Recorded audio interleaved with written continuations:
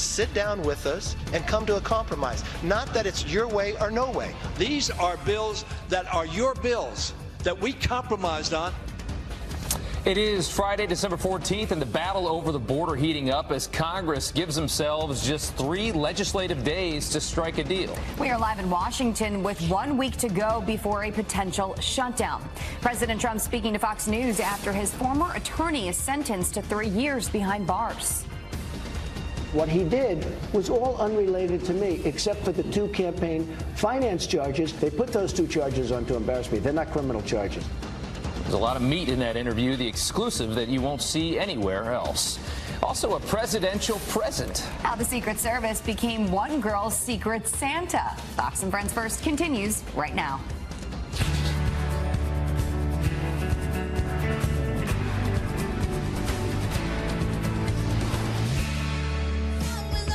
Some people have a headache this morning. Some people don't. You're watching Fox and Friends First on this Friday. I'm Jillian Mealy. I'm Rob Schmidt. Thanks for starting your day with us today. And this is a live look now at Capitol Hill, where lawmakers are giving themselves just 3 working days to avoid a government shutdown. Congress is out on a nice little break until Wednesday, leaving very little time to come up with a deal. Jillian Turner is live in Washington with the latest on the fight for border funding. Good morning, Jillian. Good morning, Jillian and Rob. President Trump's holding his ground, insisting he won't be deterred from his pursuit of the wall after his Wednesday Oval Office meeting with Democratic leadership. We need border security. Whatever it takes to get border security, I will do it. I pledged that a long time ago, and I will pledge it always. He tweeted out a one-line olive branch to Democrats yesterday about how both sides of the aisle should come together to avoid a shutdown, but then attached further video blasting the Democratic leadership as hypocrites. Now Schumer and Pelosi firing back last night, saying they're not giving in either. Schumer claiming there are no additional appropriations left to pay for the $5 billion wall the president's demanding, and Pelosi telling reporters the president doesn't seem to understand how trade agreements work after he again insisted Mexico would pay for the wall. Meanwhile, a fiery exchange on the House floor as members scramble to get to a legislative fix. You know what the solution is? Sit down with us and come to a compromise. Not that it's your way or no way. These are bills that are your bills that we compromised on, and we are prepared to vote for 99%. 99%. The president's Border Patrol chief chiming in on Fox News yesterday in support of her boss. We certainly do need a wall. If you talk to any Border Patrol agent, they will tell you that. This is something that we've been doing for the last 30 years. We have identified across the entire southwest border areas that wall makes sense, and I have prioritized that based on the operational requirements from my field leadership. Now, lawmakers in the House and Senate need to pass 7 spending bills to keep the government open past next Friday, December 21st. But the House has now left town. They don't plan to meet again until the evening of Wednesday, the 19th, meaning when they come back, they'll have just 2 days to get to a deal. Jillian? Time is ticking. Jillian, thank you. Yes. A Fox News alert now. The suspected terrorist behind the Christmas market massacre in France is dead. Sharif Sheikhat killed in a shootout with police following an international manhunt. Police say he opened fire on officers when they tried to question him just steps away from the scene of Tuesday's attack. Sheikhat is accused of killing 3 people and injuring more than a dozen others. An FBI manhunt intensifying for whoever sent chilling bomb threats to schools, hospitals, and other locations across the U.S. and Canada. The suspect sent emails and robocalls threatening to blow up buildings unless a $20,000 ransom was paid in Bitcoin. The threats were not credible and no one was hurt. It's unclear how many places were targeted. The FBI misses its deadline to hand over documents surrounding a massive raid on the home of a Clinton whistleblower. Well, this comes as Congress digs deeper into allegations of pay-to-play schemes at the Clinton Foundation. Arthel Neville is live to break it all down for us. Good morning, Arthel. Good morning, Rob. Well, the Justice Department and FBI under fire for missing a crucial deadline to hand over documents. The Senate Judiciary Committee demanding more information after 16 agents raided the home of whistleblower Dennis Kane last month.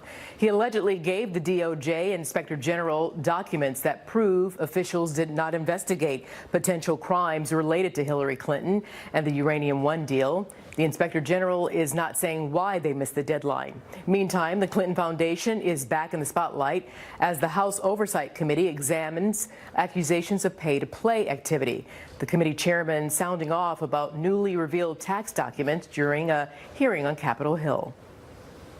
Now, several reports suggest that the decrease in donations could reflect a pay-to-play activity in the years prior to the decline in donations. Mr. Huber was asked to join us this afternoon and update the committee. Unfortunately, DOJ has been unwilling to make him available.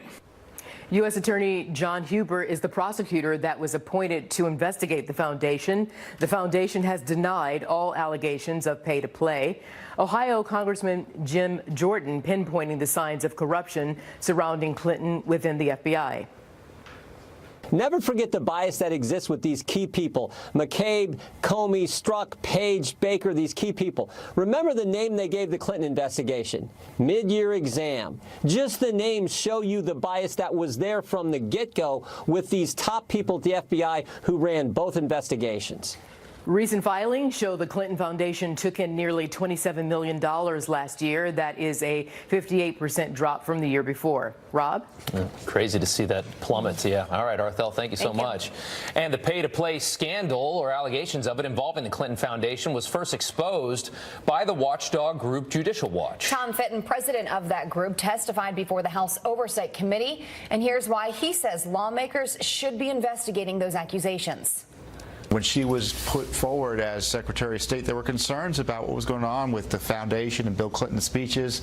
They said, don't worry about it. We'll have this ethics process. Mrs. Clinton won't be involved in the Clinton Foundation at all as Secretary of State. And our document requests found that wasn't the case. We found the emails on her secret email server that showed that the foundation almost immediately began asking for favors on behalf of donors, including foreign leaders. And the Justice Department supposedly began investigating that in 2016 as a result of our disclosures, but all the reports are from then, including in the recent IG report, was that the Justice Department actually suppressed the FBI investigation into it. The Justice Department blames an FBI software failure for thousands of missing text messages sent between anti-Trump former officials. A new report reveals government phones given to Peter Strzok and Lisa Page were wiped out once Strzok was fired from working on the Russia probe. The special counsel claims there were no substantive text messages on the phone before it was reset. Strzok and Page were removed from Bob Mueller's team once their politically charged texts came out into the public light. Former FBI Director James Comey admits that he broke protocol when he sent agents to interview the former National Security Advisor Michael Flynn at the White House. I sent them. Something I probably wouldn't have done or maybe gotten away with in a more organized investigation, a more organized administration. And I thought it's early enough. Let's just send a couple guys over. President Trump's former National Security Advisor's legal team claims the FBI pushed him not to bring an attorney to that interview last year. Flynn will be sentenced coming up on Tuesday after pleading guilty to lying about his Russian contacts. With Comey's recent admission, President Trump is praising the judge's decision to review the FBI questioning on Flynn. The FBI said Michael Flynn, a general and a great person, they said he didn't lie. And Mueller said, well, maybe he did. And now they're all having a big dispute. So I think it's a great thing that the judge is looking into that situation. Flynn's lawyers are requesting no jail time ahead of his sentencing, just probation. The latest bombshells about the Michael Flynn investigation are putting new pressure on the DOJ and FBI. Molly Hemingway, senior editor for The Federalist, thinks there's a reason to be suspicious. think there's reason to be suspicious about what happened here. I mean, nothing seems to have been done in the way that you would hope that the Justice Department would be doing things if they wanted to hold everyone equally accountable to the law. I mean, one of the things that hasn't even been brought up here that I think is interesting is they leaked to the Washington Post the day before they went to interview him that he was totally out of trouble. And I think it sounds kind of suspicious that they were doing this on the eve of calling him up and saying, hey, do you mind if we come over and talk to you? Because it made him feel like this was not a perjury trap, that this was not an investigation into him. In fact, they had been actually surveilling him for years, and they were definitely trying to ring him up on a perjury trap. So it's very important to make sure that they did every, you can have a problem already with how they did things. If they weren't dotting their I's and crossing their T's, and it looks like they might not have been, this judge might not take it. All right, the president is making his chief of staff shortlist even shorter. 5 people, really good ones, terrific people, mostly well-known, but terrific people. The president speaking at a meeting with the country's governor-elects at the White House. New reports suggest the president's advisor and son-in-law Jared Kushner could be in the running. He allegedly met with President Trump about the job on Wednesday. John Kelly, the current White House chief of staff, will be ending right around the end of the year. First Lady Melania Trump bringing holiday cheer to patients at the National Children's Hospital in Washington, D.C. The First Lady reading the book Oliver the Ornament, which has an anti-bullying message. It was the First Lady's second time partaking in the tradition, which dates back more than 60 years to First Lady Bess Truman. There you go. Yeah. 11 minutes after the hour now, a Border Patrol agent shot and killed by an illegal immigrant on this day 8 years ago. And this morning, his brother joins us live to tell us why securing the border is so important now. Kent Terry is live. That's coming up next. Plus, Old St. Nick trades his sleigh for a boat, and the results are hysterical. Wait until you see the whole Santa fall face first into the ocean. Just stay right there. Right for you. All right, welcome back. 8 years ago, Border Patrol agent Brian Terry was shot and killed by an illegal immigrant from Mexico, and the weapons used in that crime were linked to the Obama-era Fast and Furious scandal. And today, Congress fights over how to properly secure our southern border and protect the American people. Joining us now is the brother of that slain border agent, Kent Terry. Kent, thank you for joining us this morning. We know that this date on this, it's always hard every single year, so we appreciate your time. What do you think your brother would say about the battle that's going on right now? Oh, I'm not sure what he would say. I mean, but I know he would be concerned about everything that's coming across the border. Their safety. I remember him telling me a long time ago there was maybe 1 to 2 agents per square 10 miles down there working to apprehend whatever's coming across the border. And to me, that's a safety factor there. Yeah, and we're seeing right now, we're seeing a caravan coming up. You're seeing the situation in Central America and a lot of these countries getting worse as the gangs get more control. The situation in Mexico is getting a lot worse. We've been reading stories in the past year about them finding more bodies in Cancun and places that Americans go to for tourist reasons. The State Department has restrictions on 5 states that people want to go to in Mexico. Is it more important now than ever to get this thing under control? Oh, absolutely. I mean, there shouldn't be a price on putting safety on American people, and especially the borders. I mean, like, what's a country without a border? I mean, if we don't know what's coming across here, like Mr. President Trump said, we got violent people coming across here. You mean to tell me that out of 7,000 people in that caravan, there's not one person that's committed a crime? I mean, these people need to wake up and realize that this is serious, and if they're not ever impacted by it, they're not going to know. And it's upsetting for someone like me to see that these people are getting protected more than the American people. Let's take a look at some numbers here. 21% of voters believe immigration is the top problem facing the United States. And since your brother was killed in the line of duty, 16 other Border Patrol agents have been killed. 16 too many. And add your brother to the list, 17 too many. What's your message for Democrats who are picking this battle? Well, you know what? Here's the message. There's one person that was involved in my brother's murder in the RIP crew. He got apprehended just months prior to my brother getting killed. I mean, if there was a wall, he would have had a harder time getting across this border and to commit crimes on other people here. I mean, if we had a wall, a serious wall, not a little barbed wire or no chain link fence, something where it's impossible to get across. Yeah. And if you do want to, you know, my brother would probably still be alive today, and a lot of these agents would probably still be alive today.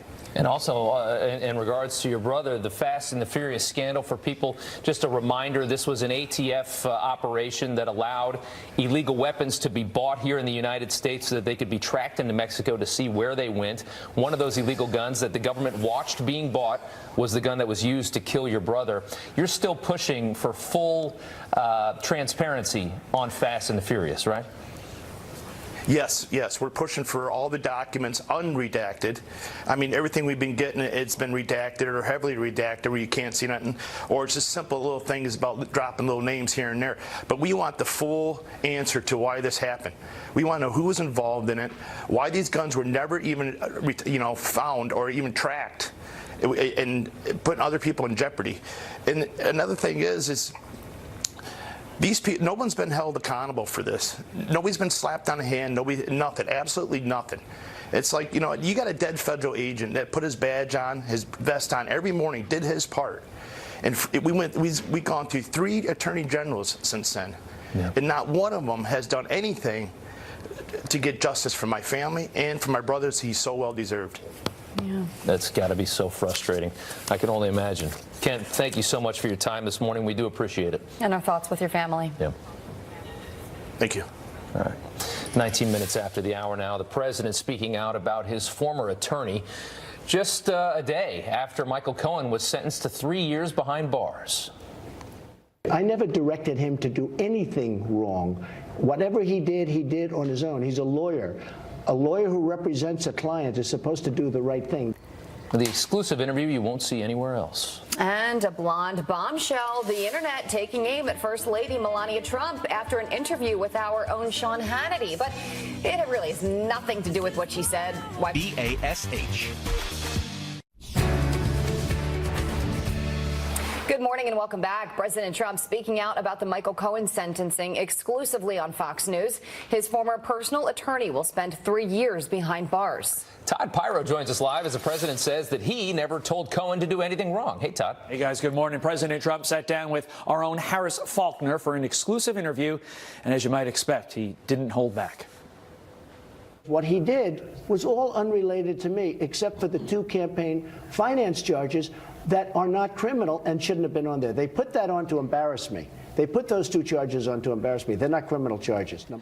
Michael Cohen, who worked as Trump's lawyer before turning against his boss, was sentenced to 3 years in prison after pleading guilty to numerous crimes, including campaign finance violations pertaining to hush money payments during the 2016 campaign. Cohen implicated the president in those transactions, but the president shot back. I never directed him to do anything wrong. Whatever he did on his own. He's a lawyer. A lawyer who represents a client is supposed to do the right thing. That's why you pay them a lot of money. But not surprisingly, Democrats clamoring for impeachment and more, with some like Adam Schiff saying the case against Cohen also applies to Trump despite claims of executive immunity. It cannot be the policy of the Department of Justice that a president is above the law, or that if the president remains in office long enough, he can escape the jailer simply by duration in office. I do think they may need to reconsider that policy. Meantime, there are reports claiming that Trump was in the room when Cohen discussed those hush money payments with the National Enquirer, which legal scholars say could mean a conspiracy charge against the president. We'll obviously be monitoring this situation. Robin, Jillian, back to you. Thanks, Todd. Okay. Democratic Senator Claire McCaskill uses her farewell speech to criticize her colleagues. I'd be lying if I didn't say I was worried about this place. Peter Morgan, an author, said no family is complete without an embarrassing uncle. We have too many embarrassing uncles in the United States Senate. Lots of embarrassing stuff. I think she's a little bitter. The two-term Missouri senator lost her re-election campaign in the midterms. McCaskill will be replaced by Republican Josh Hawley. So how about this? Congresswoman-elect Alexandria Ocasio-Cortez striking out with former Red Sox pitcher Curt Schilling.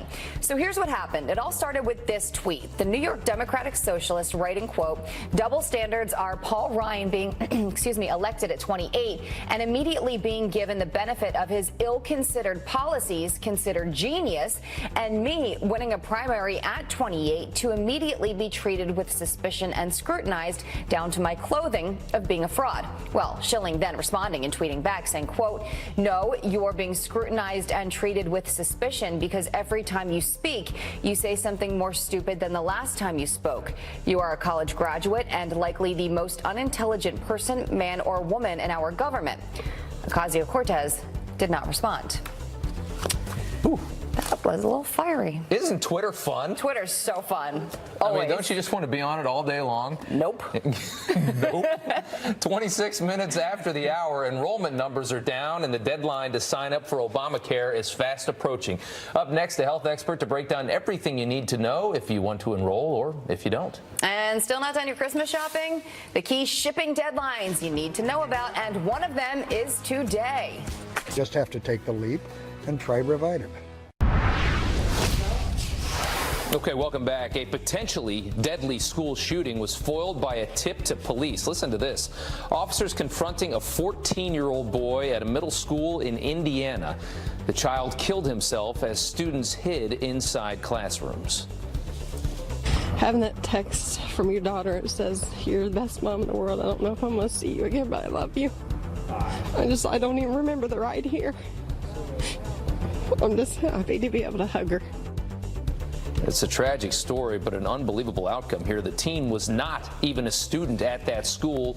Went there with a gun. It was already locked down, though, before he arrived. Wow. The Trump administration wants the military's transgender ban set into action. It's asking the Supreme Court to temporarily allow the new policy as it fights legal challenges. President Trump announced the controversial ban last year, and it has been blocked by lower courts. The president says China's economy is in trouble because of actions taken by his administration, but he is optimistic about a successful deal in the future. The president dishing out details on that in a Fox News exclusive. China's economy, if it's in trouble, it's only in trouble because of me. We've taken in $11 billion worth of taxes that I taxed China. In the last 4 months, I've established a fantastic relationship with President Xi, and I think we're going to work a fantastic deal for both countries, but a fantastic deal for us. We're going to get China to open up. The president adding he's not worried about Chinese tariffs on American products, saying the stock market will rise amid trade uncertainties. In that same interview, the president took aim at GM for the recent closure of plants in Ohio, Michigan, and Maryland. Time is running out to get your gifts shipped in time for Christmas. Today is the last day for standard shipping with the U.S. Postal Service. The deadlines for priority and first class are next week. Amazon extending their free holiday shipping deadline to this Tuesday. Customers don't need a Prime membership to get the deal. Tuesday is also the last day for Amazon standard shipping. Some people haven't even started yet. Santa Claus now looks like Jeff Bezos. You know? Virgin Galactic successfully flying a supersonic plane into space. 51.3 miles, about 82 kilometers. We made it to space. It was the fourth powered test flight for Virgin's rocket-powered plane, but the first to mimic a commercial flight path. It's incredible. Brings us one step closer to commercial space travel. Think about that. Virgin says about 600 people have already reserved tickets, priced between $200,000 and $250,000 to go into space. That's a lot of coin for a flight. It is. It's pretty cool, though. Can you imagine going into space? It's incredible. 50 miles in the air. You know, we usually fly at about 5 miles high, so 50 miles. You could see some stuff at 50 miles. Right, Janice? Right, Janice? Yeah, you could see some stuff. You could see some stuff. Yes. Would you do it? Would you go to space? You gonna bum me $200,000? I'm there. bum me too. Come on, I'll pay you back. It's like we're in I'm high good for it. school again. Hey, can you bum me this? Yeah. Okay, listen, we have a storm to cover. This one is going to be a big deal across the south, the Gulf Coast. We are actually getting a little bit of snow in central Texas right now. And the winds, I mean, wind gusts in excess of 60 miles per hour. This is going to cause some travel delays today and tomorrow, my friends, as we go through time. Again, most of it is going to be a rain event, a little too warm, relatively speaking, for a big snowstorm. Some areas could get some icing across portions of Pennsylvania and New York. There's the additional precipitation. We actually could see the potential for some severe storms across portions of Florida today, North Florida, the Panhandle, watching that. So here's your forecast today. Another storm system moving into the west. The one we're going to be watching is moving across the Mississippi River Valley, the Gulf Coast, Florida, the coastal Carolinas up towards the mid-Atlantic and the Northeast. And Rob, you were talking yesterday about the chances of a white Christmas for some. Here's the historical forecast where we could see the probability for some snow. Okay. I don't have a forecast for you yet, but that is the forecast probability. Okay? You'll just have to be patient. I'm probably impressed by that, man. Are you hoping for a white Christmas where you are? Yeah. Okay, I'll see what I can do. Yeah, see if you can make one happen here in New York. I'll be sitting here working. And a flight to space for Christmas. Yes, all of that. That's what I want under the tree. Thank you, Janice. I will talk to Santa. All right. Wow. Obamacare enrollment way down in November, and the deadline to sign up is tomorrow. But for those who do decide to sign up this year, there is a lot that you need to know. Here to break it down is healthcare expert and president of GDP Advisors, Seth Denson. Seth, thanks for coming on this morning. Without the individual mandate now, how good are these markets, I guess, is the question. How stable are they? Well, there's options, no question, and the options have actually expanded this year. Under the Trump administration, we have things like short-term health plans, association health plans, and because we have a booming economy, many citizens are now getting access to employer-sponsored plans. So I'd say that the healthcare market is good, while the individual marketplace is still struggling with quality of plans at an affordable price. You say the devil is in the details. Explain that.